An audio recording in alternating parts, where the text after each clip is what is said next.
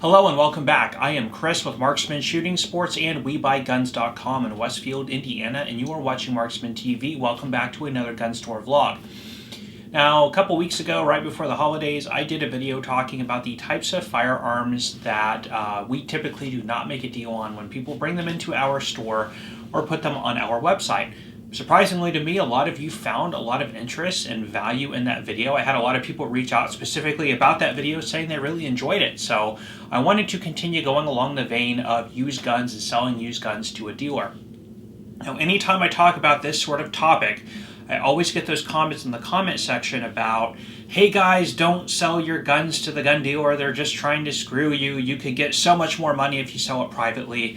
And it's always sort of like they think like they're letting everybody in on some sort of secret. I think everybody knows you will get more money if you sell your firearm privately.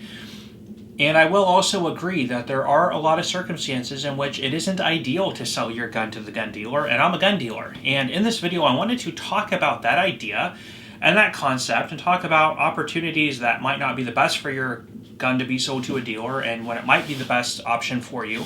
Because everybody's different and everybody's circumstances are different. So I wanted to sort of address that issue and sort of have a conversation about that topic. And that is going to be the purpose of this video. If that sounds interesting to you, stick around. That's coming up now.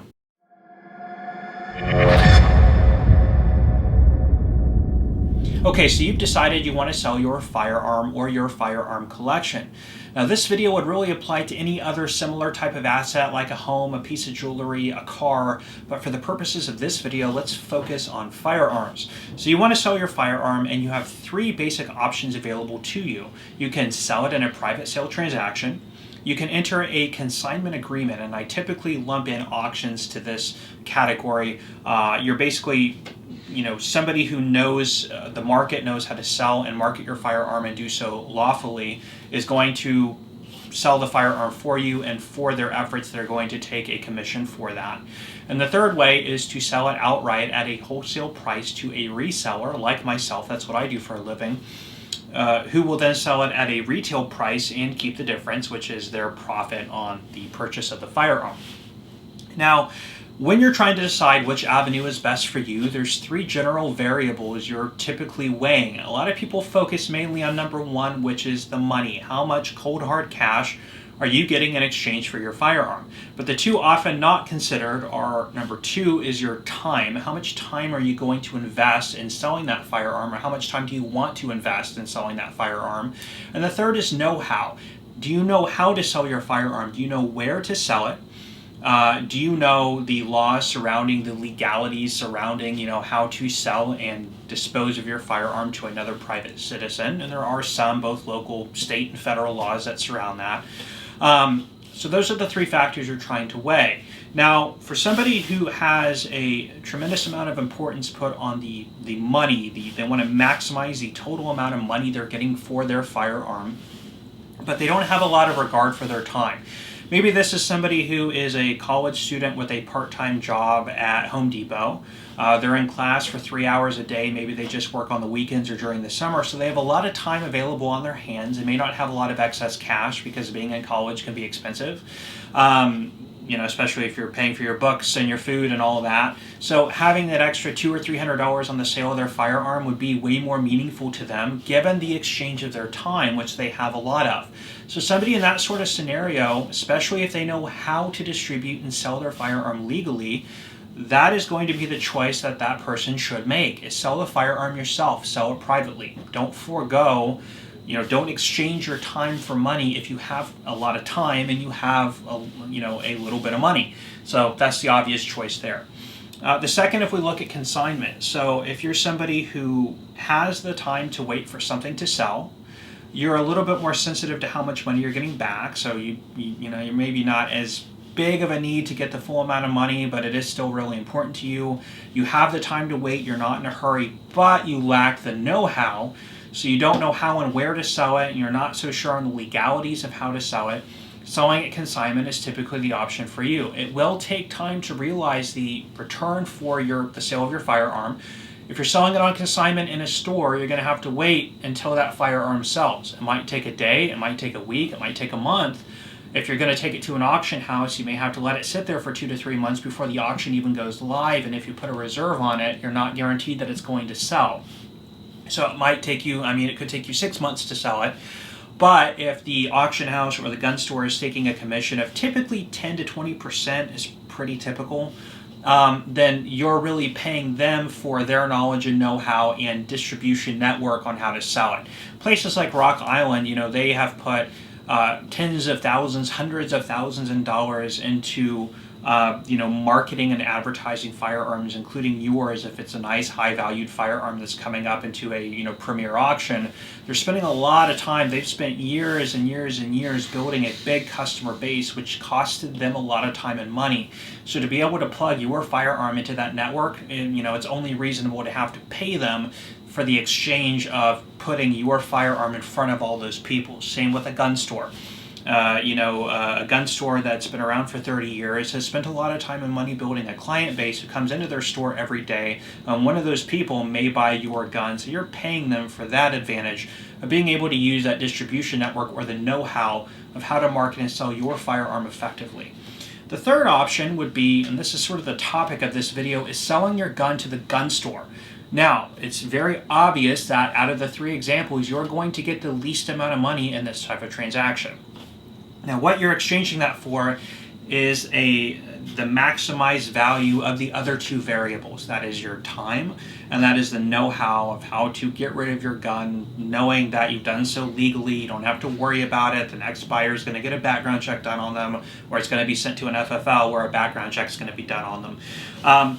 But most importantly, what you're getting here in this exchange is time. So you're getting the least amount of money, but out of the 3, you're getting the most amount of your time back. So if you are, selling a gun that has a retail value of $1,000 and you sell it for $700 to the gun store, you haven't necessarily lost the $300. You've paid them the $300 for your time. And that's where that sort of exchange in what do those 3 variables matter to you the most when considering that. So let's use the opposite example. I use the college student, on a part-time job at Home Depot as example number 1.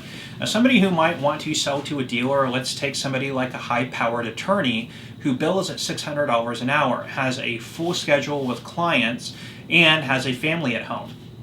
If they have a firearm that's worth $1,000, to them it may be very, very much worth their time to sell it for $7, be done with it in a 30-minute conversation or transaction, not have to stretch it out for weeks or months at a time, or to have to meet with 4 or 5 potential different sellers or put it up on a forum and answer email questions and then have to take it to a dealer to ship it and things like that. There are a lot of people out there where their time to them is way more valuable than the money that they are foregoing selling it at a wholesale price to a dealer like myself.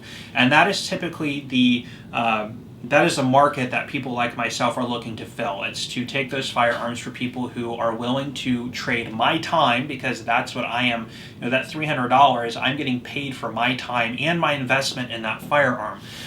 So yes, you are getting the least amount of money, but that doesn't mean if you look at all 3 variables, you're necessarily losing, your shirt on something. You're just making a decision to trade your time and your knowledge for how to sell and market the firearm and to put the time into doing that in exchange for money. That's what I'm selling, is my time and my knowledge in these types of transactions. So moving on from that point, the next question becomes, okay, well, yes, we know a gun store has to make money on the sale of a firearm, but exactly how much money is acceptable?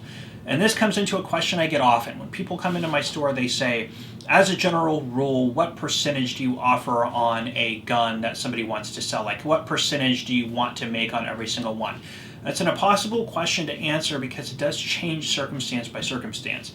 If it's something that's in super high demand, that I know is going to move very quickly and that's going to get buzz in my store, like if somebody had a used, Springfield, the new high power clone that they're coming out with, I know that if I had one of those used, I could sell it in 20 minutes, and marketing it on my store, I could get a lot of attention from people. I could use it in a YouTube video. There's a lot of value I could get out of that. I'm going to be really, really aggressive because I really want that gun that I know I can turn around and sell the same day I get it.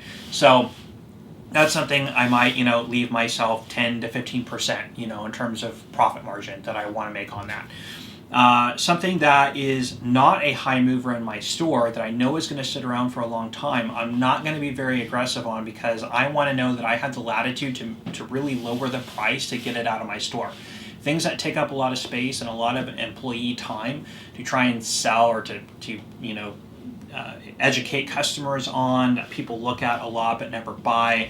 We have a small store here. Even gun shops with big stores, shelf space is a concern. You pay a lot of money for that space, really, when you rent commercial property, or if you've bought commercial property and you're paying, a mortgage on that property. So having that space not tied up with something that's going to sit there forever is really important, and is something that's always considered by people who are buying the product. So again, something super high moving, I'm okay taking a low margin on that. Something that's going to sit around forever, I may even throw out a really low number just because I really don't want the gun. And if they do end up accepting my offer, I'm low enough into it where I can mark it down to a really low price if I decide I really need to move it. So there's not a special answer to that. That is why it is good to take your firearm, if you're going to go the route of selling to a dealer, take your firearm to several dealers and get several different offers. Not necessarily because one dealer might be trying to screw you and the other one is, has more ethical behavior behind them. It's not really that. It's that every single gun store focuses on a different market. They have a different demographic that visits their store, and there is a different segment of firearms that sells better in their store than it does in others. So if you take a firearm to, a hunting shotgun to a store that doesn't do well with hunting shotguns, they're going to offer you less than a store that does do well with hunting shotguns. So if you try 3 or 4 different places, there may be a variance in the offers you get, especially if they're located a little bit far apart. That's one advantage I wanted to offer with my website, is that I am not in a lot of your local market areas. So I am somebody outside your market that may be worth getting an offer from, because it's something in your area. If you're in Wyoming, or Utah, your hunting, shotguns and rifles may do really well there, but your AR-15s may not. But here, AR-15s do pretty well. That might be a bad example. Or military surplus firearms in my store do really well, but they may not do really well at your local shops in Oregon. So it's good to try and branch out from your market a little bit and get many different offers. I say that all the time. Anytime I plug my website, I should only be one of at least 3 offers that you are getting, and I'm an easy offer to get, because you can just go on the website in your living room, 10 minutes, boom, you have an offer. Get other offers though. So people who get an offer from me and get really upset, question is, go get other offers. Okay, I'm sorry if I'm not the highest, or maybe your expectation of the value is higher than it should be, but if you think that your gun, a gun store should be paying you $800 and you get like a $450 offer, a $500 and a $550 offer, then you would have a pretty good idea that, okay, for gun stores, my expectation is way too high. I need to consider then selling it myself, or maybe doing a consignment thing and put the time into doing it myself. So even if you don't get the offer you like, there's a lot of education, a lot of knowledge you can get about the perceived value of your firearm just by, looking for those, getting as much data or information on your firearm as you can. Well, guys, I'm going to leave you off then with that. If you work at or own another gun store, I would be very interested in knowing your guys' perspective on this topic. If you agree or disagree. Also, if you buy or sell guns privately, if you prefer going in private transactions, or if you prefer selling to gun stores, what is sort of your rationale, your reasoning for doing that? Really interesting data I would like to hear down in the comment section, so please leave those comments down below for me as well. But anyway, guys, I'm going to leave you off with that. If you enjoyed this video, please let me know by giving it a thumbs up. Also, please consider subscribing and hit that bell notification button so you guys are aware when I am posting new content. I'm going to leave you guys off with that. I am Chris with Marksman Shooting Sports and WeBuyGuns.com in Westfield, Indiana. You are watching Marksman TV, and I will see you next time.